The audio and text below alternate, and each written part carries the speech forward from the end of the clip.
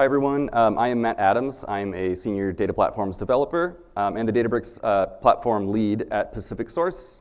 I've been at PacificSource about 8 years.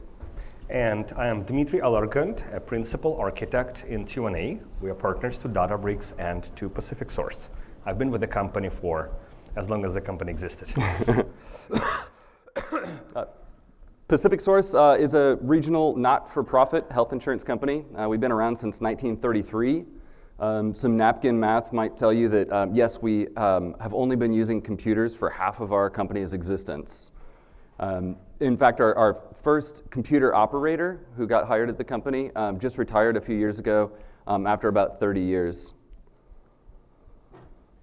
So how did we get from no computers to a modern data platform? It was a lot of work. One of the first projects I worked on at PacificSource in 2017 was working with a senior DBA and a data architect to see what Azure had to offer. We investigated Azure SQL DW, which was later enhanced and renamed to Synapse, which we also piloted in subsequent years. Throughout those years, we never really found the right platform to go all in on, nor did we find the right migration strategy. But around 2022, we decided to give Databricks a shot, and we really liked what it had to offer.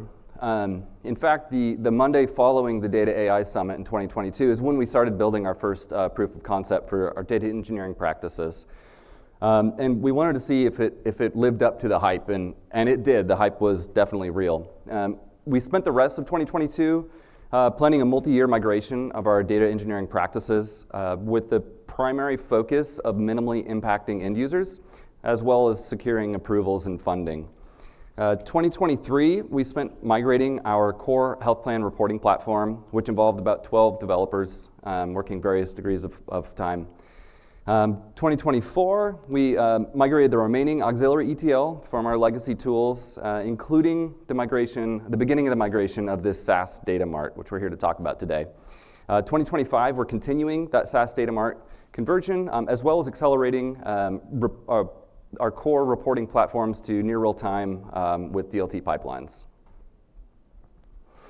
So the SAS migration challenge is an interesting case study. Our analytics organization owns a data mart which combines data from several data warehouses and applies complex logic and transformations using SAS scripts, primarily as an ETL tool, not for advanced statistics or machine learning. In fact, both the source and the target of these SAS scripts is SQL Server. End users don't access SAS directly. They actually utilize the data from SQL Server tables. This data mart is expansive. As you can see from this diagram here, it's made up of a lot of tables that aggregate member and group data down to the human being level, as well as performing some extremely complex claims categorization algorithm, which we've not really been able to reproduce in our other data warehouse. Actuarial and other analytics processes heavily rely on this SAS data mart.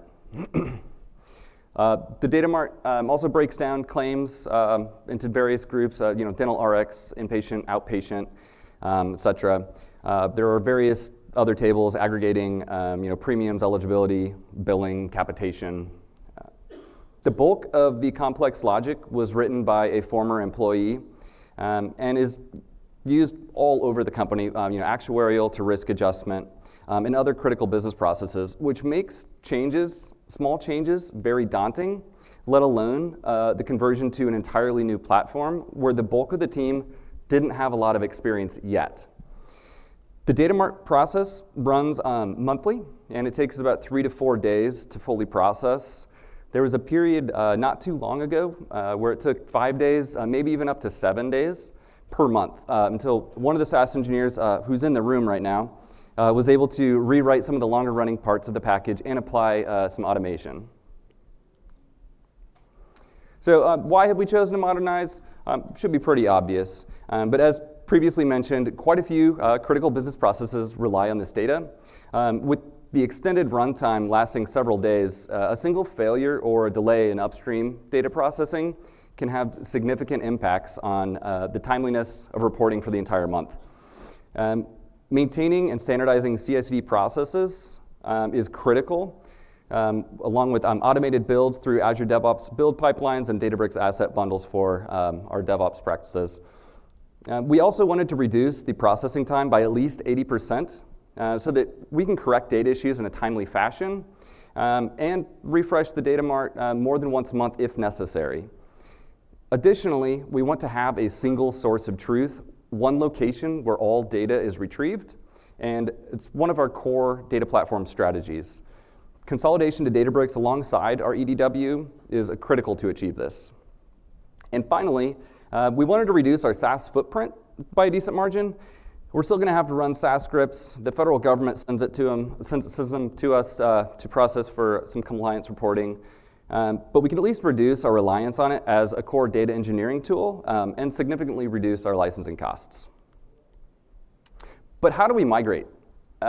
We had SAS experts and we had Spark experts, but when we started this journey, we didn't have SAS experts who are also Spark experts. And we were fortunate enough to be introduced to T1A, and with that, I'll hand it over to Dmitry. Thanks, Matt. So T1A, we are a data analytics consulting company. We are Databricks partner and now a partner to PacificSource. So thanks for the client's leadership who chosen us to deliver this migration project. Our migration approach is leveraging Alchemist. It is a migration accelerator tool developed internally by T1A engineering team over the course of the last 3 years. Unlike some other migration accelerators tools on the market, Alchemist is dedicated only to migration SAS to PySpark. And that allowed our R&D engineering to focus entirely on the intricacies and unique complexities of the SAS system. Alchemist begins with the SAS code parsing into the internal syntactic representation, which is then used by the analyzer module that produces the code assessment dashboards, complexity statistics, and can analyze and extract data lineage dependencies. Alchemist converter module automatically converts SAS code from that internal representation into the executable Databricks notebooks. So this is how this migration project went through. We started with the analysis and discovery phase, where we used the Alchemist analyzer to profile the code complexity and also to trace and generate the lineage dependencies. What are lineage dependencies? These are the list of tables that the scripts consume, the original input tables from the data warehouse or the intermediate tables produced by other scripts, and the output tables, the final outputs and the intermediate outputs. And also the script-to-script dependencies through the data tables that they produce and consume. So we visualize that lineage into this huge, we call that a subway map. It's very complex. You need to scroll and zoom in to see it, but it was a very instrumental tool to navigate and guide our way throughout this entire migration and testing process. We then started what we call the migration pilot phase, where we worked with Matt's team, with the data team, to validate the availability and equivalency of all of the source tables. So what the SAS consumed on premises from the SQL warehouse had to be available in Unity. Most tables were available, some tables were quickly landed. We also validated their equivalency. And we chosen a series of 7 scripts as a migration pilot, which we migrated, converted, tested, and we had identified some pitfalls, we had some lessons learned, and finalized the testing approach with the client. Later on, after confirming and securing budgets and funding for the full effort, we took over for the rest of the migration of all of the remaining scripts, which is currently we are finishing up. So we are currently at the final stages of testing and preparing for the cutover. Technical concepts. This is how different objects in SAS are migrated and what they become in Databricks. The legacy orchestration workflows, whether in some clients these are native SAS workflows, in other cases, like was the case in this migration, an external orchestration tool was used. They used SQL Server as SIS orchestrator. Needs to be translated to Databricks workflow jobs. The SAS programs are becoming Databricks notebooks. The ProcSQLs are becoming Spark SQL queries. SAS data steps are becoming PySpark method chains, the PySpark notebook cells. Common SAS formats are becoming Spark SQL expressions. Custom SAS formats can be translated to either Python UDFs or SQL joins if these are mapping formats. SAS macros are becoming Python functions inside the notebooks. This is what it looks like. So on the left, you see an example of the original SAS code. This is a data step. Data step is a characteristic feature of the SAS programming language. It's a small program that SAS executes iteratively, record by record, on each record of the input table or tables. In that case, it is it's called merging, but it's like kind of like joining, left joining two input tables, and then selectively outputs records in one or another output tables, like a splitter. And on the right is how this code is converted to PySpark. It uses a normal PySpark methods, including with column, filter, select, drop, and also a couple of the helper runtime functions. These are convenience Python functions that we supply with the translated code that help maintain its short and concise, and that are bringing the code behavior closer to what SAS used to do. For example, the overwrite table helper is just a delta table data frame writer, but it is also calculating the counts, and it puts to the log, reports to the log how many records were written. This is what SAS used to do when you write a table. It just tells you how many records were written, and the team who used SAS found it useful for operating the job, so they wanted to keep this behavior in Databricks. This is how the end-to-end workflow looks like. So like Matt said, in SAS, they had multiple jobs that they needed to run, and they were frequent failures. So with manual interventions, it took on average about 4 days to run end-to-end. And in Databricks, we have a fairly complicated workflow. It's 54 notebook steps with complex interdependencies. And it currently takes less than 3 hours on serverless compute, although there is still room for optimization. We hope to bring it like under 2, but we'll see. That represents 95% runtime reduction. Migration journey, what it takes to migrate SAS ETL jobs. I will start with the second box here, the development. So first we need to convert the SAS code to PySpark using the Alchemist tool. Most of the SAS code is typically converted automatically without any issues. There is sometimes some complicated steps that Alchemist may not yet fully support out of the box, in which case it leaves just a TBD kind of comment, and this is where we can step in and like the migration engineers can step in and manually complete this code or use the generative AI. In fact, my engineering team informed us that earlier this week, the new version of Alchemist they released supports the AI-assisted conversion of those 5% of the outstanding steps that were not supported. Out of the box, like the LLM-assisted automatic conversion, it is now supported by the Alchemist itself, although that feature was not available when we started this project. This is where we also need to complete configuration of the workflow job, the end-to-end workflow, and prepare Databricks asset bundles for CI/CD. Then comes the testing phase, so we need to test and reconcile, like run the same code in Databricks and reconcile it against the SAS. What SAS produces, the next slide I will tell you in more details how that step goes. What's important is that the accuracy of the code conversion greatly impacts the efforts that you will spend on the testing phase. The more precise, the more accurate, the more complete the translation is, the fewer bugs will be there to squash, the less time we will spend on testing until the results will be matching. After our team is satisfied that the code Databricks produces the same results as in SAS, we provide this code to the client to complete the acceptance testing for them to see with their own eyes and prepare for transition handover, meaning begin production job runs in Databricks, repoint the downstream consumption BI reports, and hand over the ownership to the client's team. On the left, it's another box which is often not needed, but sometimes it is needed. It says improve SAS code and make it deterministic when it was not. Sometimes we encounter, unfortunately, poorly written SAS programs that are not entirely deterministic, that can produce different outputs on the same inputs. And this is what makes it hard to achieve the exact reconciliation. So you can't match exactly, and in other words, you can't match exactly what SAS produces if SAS itself doesn't know what it's supposed to produce. When this is discovered, we need to step back and improve the SAS code a little bit. I will have a detailed slide about this process later on. Job testing and validation. So that's how the overall framework looks like. So first, we need to begin with establishing equivalency of the input data tables. establish equivalence of the input data tables, what SAS consumes versus what Databricks jobs will consume. There are different ways of doing this. So typically, we just run some aggregate queries, and there is a automation framework for that, but we're running some aggregate queries like counts and min-max aggregates, especially by timestamp columns. So that helps us ensure that the inputs are equivalent. Then the same code is run in SAS and in Databricks. If the data volume is small, we run it on a full data volume. If this job operates on a very large data volume, like all of the detailed claim line history for the entire 5 years, then sometimes to accelerate, we can narrow it down to 2% or 1 or 2%, like a representative sample of data, by applying a consistent filter, like looking at the last 2 digits of the claim number and saying it have to be like 43 or something.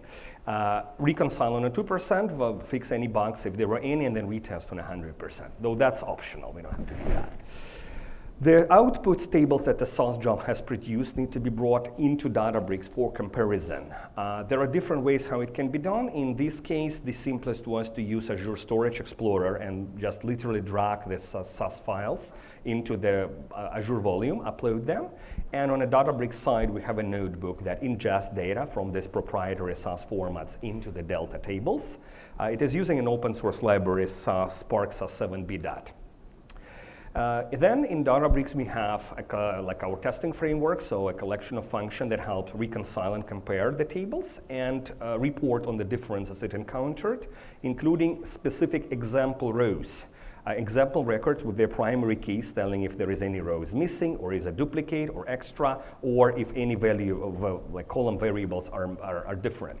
The purpose of this function is not only to report if the table entirely is matching or different, but also to help to guide the engineer to give them the specific examples of records that make them different, to make it easier to go back and fix the bugs, rerun the code, and validate that now it's matching.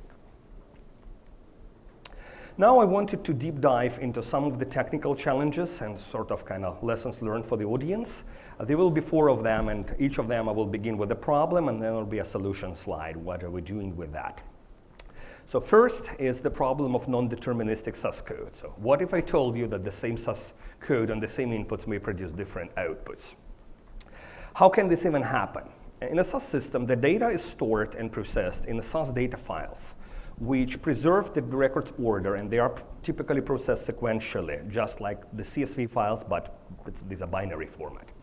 Various SAS procedures and steps, like various data steps, and some of the procedures, like proc sort with a no-do key option, are sensitive to the order of records in the data and depend on that order like when producing the output tables. For example, that proc sort with a no-do key option is a deduplicating procedure. Basically, it says for this set of keys, deduplicate the data, only keep 1 record for each combination of keys. Which one? The first it encountered in the data. Which one is the first it encountered? Well, that depends on how the data was in that input data file. But where has this order coming from? How was this file prepared? It is coming from some previous steps in this program or the program prior to that.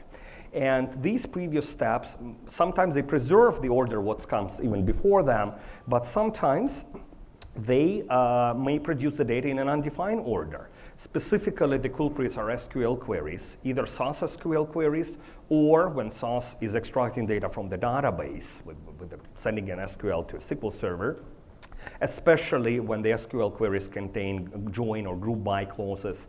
The record order can be truly undefined, and we see it in practice. It has no logic in it.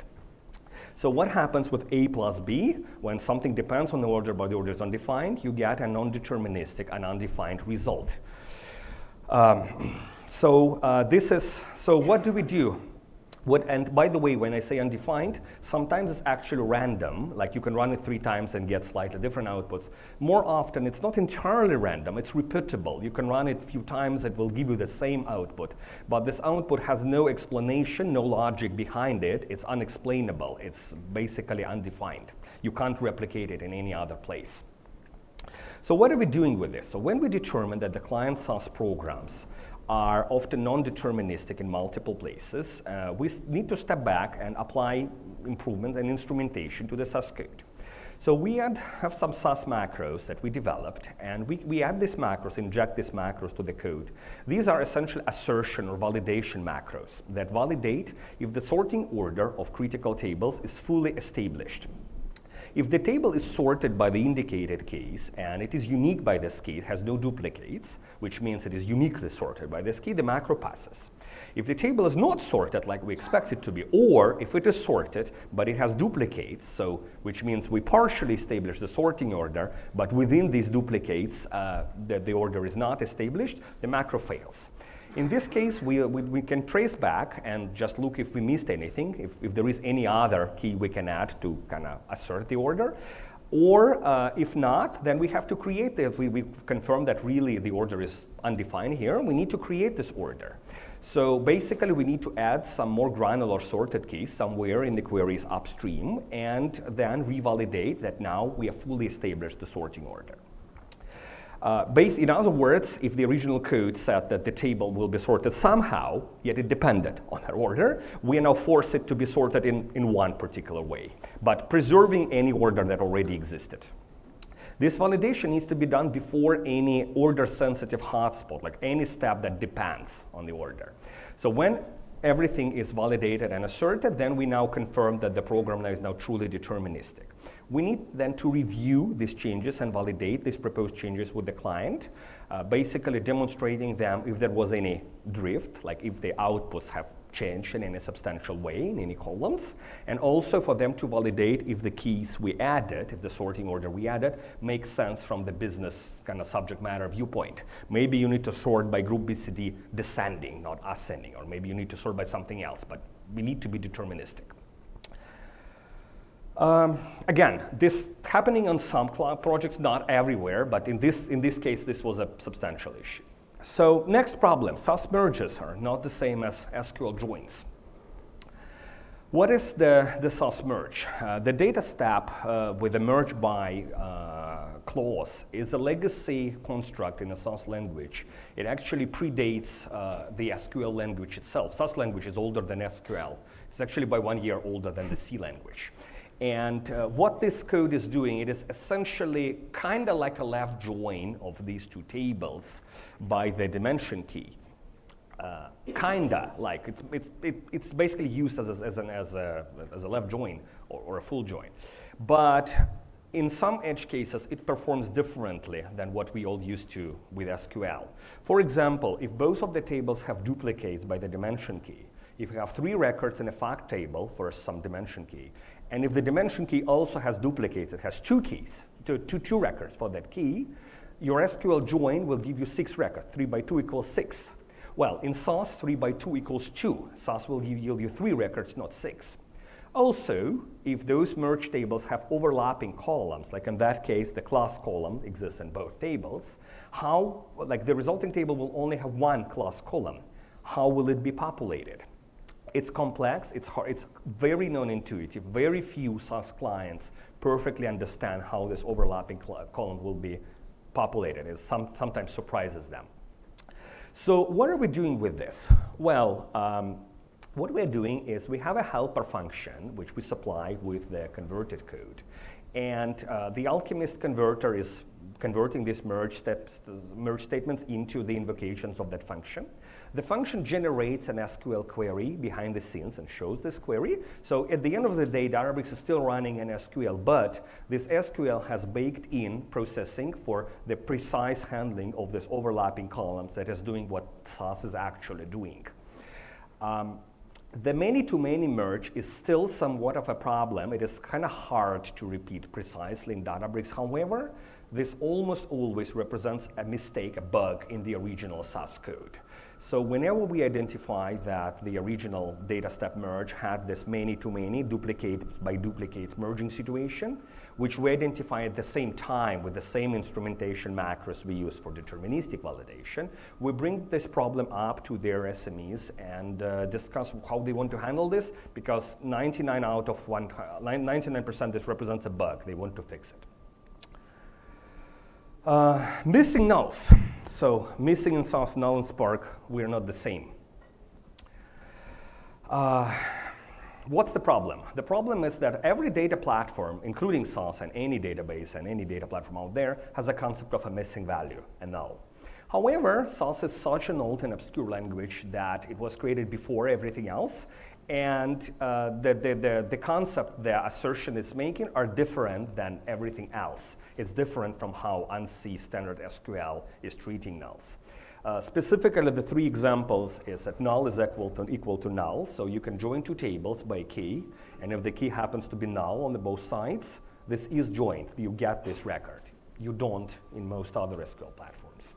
Null is also, SAS is null, right? SAS is missing, is less than any number. So you can select from table where sales amount is less than 1,000, and if sales amount is null, SAS will produce you the record. Everything else will not. Null is also equals to an empty string. And so if you select first name concatenated with a space concatenated with a last name, and if first name is James but last name is missing or null, this will select James. SAS is also trimming the trailing spaces. However, in most other places, this will select, basically this will select nothing because null is null.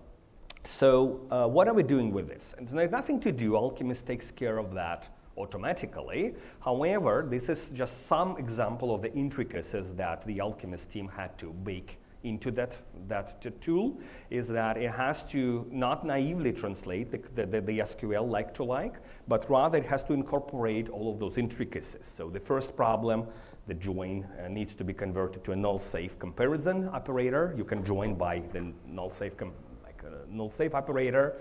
The less than expression needs to be converted to coalesce with minus infinity, and concatenation also needs to use specific functions that are null-safe, and also right trim the resulting expression. So again, nothing to do, but basically that's something that the Alchemist team had to do to achieve the precise conversion. Complex SAS procedural data steps. Like I shown before, the SAS data steps are typically converted to a chain of PySpark methods. Sometimes we encounter very long and complex data steps. So the example on the left, it's not even the full data step, it continues behind the screen. And again, what it is doing, it is essentially a procedural program made of if-then-elses and variable assignments that are running iteratively on each record of the source table to produce the output table, temporary table. It can be translated, it can always be translated to PySpark. However, the more complex the data step is, the more complex this PySpark code is. And because the paradigm is different, this code can become bulky, hard to read, hard to understand, and hard to maintain. You're losing the logic that was baked into that if-then-else of the original data step. So, especially it's hard to test it. It's a hell to test and debug. So what are we doing in that case? In that case, we are leveraging a technology that became available last year called user-defined tabular function, a Python UDTF. This allows to create a Python class with a Python method that is similar, follows the same paradigm in SAS. It is procedural. It is having the same if-then-elses and variable assignments as SAS used to have. So that these complex data steps can be translated to a UDTF class, which can be applied in Spark, and that works. And this allows to maintain that logic and have the code that is more naturally follows how SAS code was written. Additional benefits of this approach is that with some convenience helper functions, we can apply this UDTF not only in Spark on the worker nodes, but also on the driver node in the Python session itself. Like we can select a small subset of an input table, like 1 record or 10 records, or like small subset, and have Python itself apply this UDTF without invoking Spark. How is this helpful? It helps with the debugging and testing. We can use prints, and we can also use the interactive visual cell debugger. We can put breakpoints and literally step through this code. And this is something you cannot do with Spark. Are there trade-offs? Yes, there are. The trade-off is performance. UDTF is slower than native PySpark. It is also somewhat slower than the SAS itself. However, any performance trade-offs need to be perceived in absolute numbers. For example, that monstrous data step that I was showing before was operating on a data volume of 100,000 records. It was taking 1 second to process in SAS. With the UDTF, it is taking 4 seconds to complete. Is it slower? It is. Can we afford to lose 3 seconds of processing time if we get a cleaner and maintainable code? Yes, we can. So that's the takeaway. We do hope that the Spark 4 might further improve the performance of UDTFs and kind of lessen the impact. The use arrow, the arrow mode, was supposed to help. It did not in our testing, but we're looking to retest it on a serverless with Spark 4 when it comes through, and hopefully it might improve. But even with some performance penalty, this is affordable and it might be worth it. So these are the technical highlights that I wanted to show. It demonstrates that migrating SAS is somewhat of a complex exercise, but that's what we do. That's what we do daily. That's what we do for PacificSource and for many other clients. And we hope to do it in other places. That's why we're here. And the tools that we have. Results, takeaway. So the ETL refresh time has reduced by about 95%, which gives the client faster data availability, quicker insights, and allows them, if they want it, they can begin daily data refreshes when they were doing it monthly. Standard PySpark code language, this broadens access to the talent pool. Everybody knows Python now, very few people know SAS, especially newer hires. It enables Gen AI assistants and vibe coding. AI assistants speak Python fluently, it barely coherently speaks SAS, and it simplifies code maintenance. DevOps, Git and CI/CD improve reliability, so fewer deployment errors, better teamwork with Git version control. We all use Git, and eventually, when the client is able to completely get out of SAS, it will save cost and simplify the IT ecosystem. Yes, thanks everybody. I will still be there. If anybody wants to ask more questions, you can come. I will still be somewhere here.